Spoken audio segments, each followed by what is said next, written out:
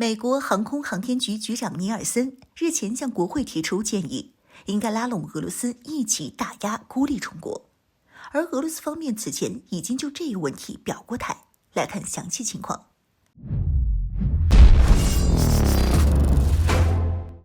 Hello， 各位老铁，大家好，欢迎收看本期迷彩虎，我是虎妞。近段时期以来，美国在涉及反华问题上频频出招，甚至还有美议员提议将和中国建交的21个小国全部拉清单，用制裁威胁这些小国和大陆断交、对台建交，以此来达到美国对华封锁围堵和支持台独的目的，其用心可谓相当险恶。此外，美国国家航空航天局局长比尔·尼尔森日前也在国会听证会上提出要求，称美国的航天事业目前需要加强和俄罗斯的合作，在全球范围内孤立封锁中国，使得中国航天无法从外部获得任何合作帮助与支持。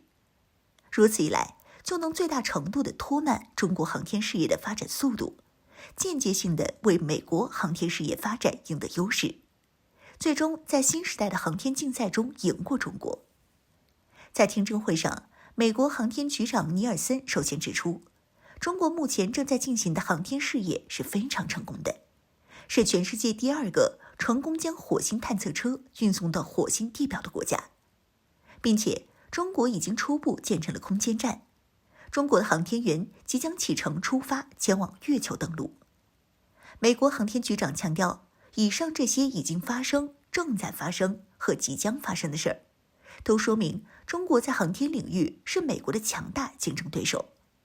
指出，目前中美两国在航天领域的竞争，本质上就是一场新时代的太空竞赛，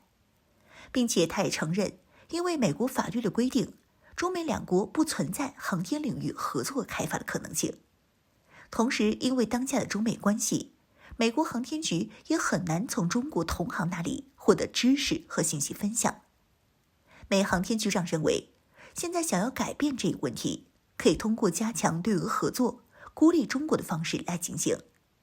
美航天局长宣称，尽管美俄之间有很多不和，在很多问题上也矛盾重重，因为乌克兰问题更是变得剑拔弩张，但美俄之间依旧可以在航天领域继续展开合作。只要能为美国在与中国的太空竞赛中取得优势，那么对俄合作就是值得去做的。坦率来说，美国航天局长能说出以上这番话，并不让人感到意外。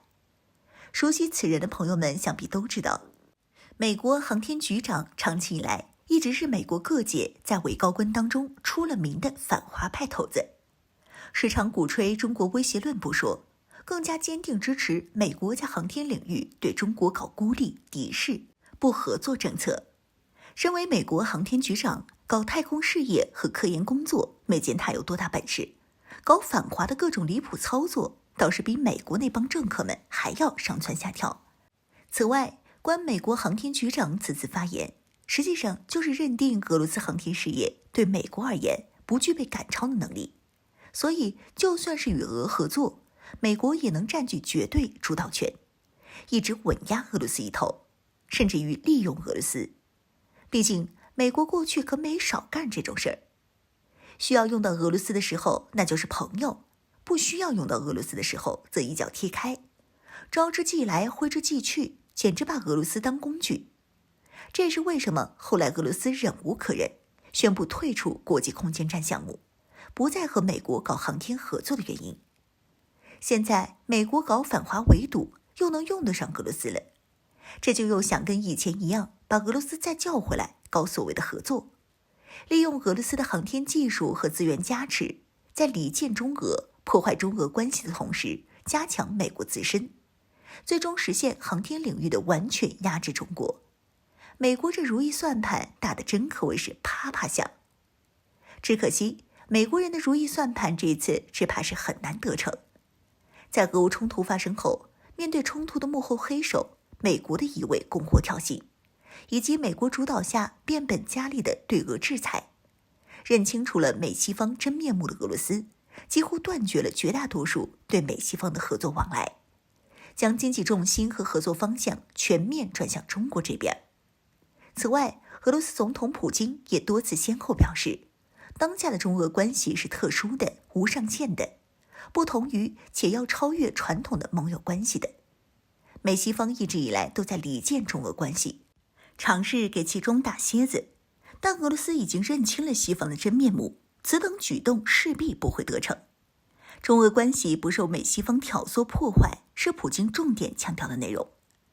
所以说，美国前脚把俄罗斯踹一边去，后脚想利用就谈合作的黄粱美梦，最好还是先醒一醒。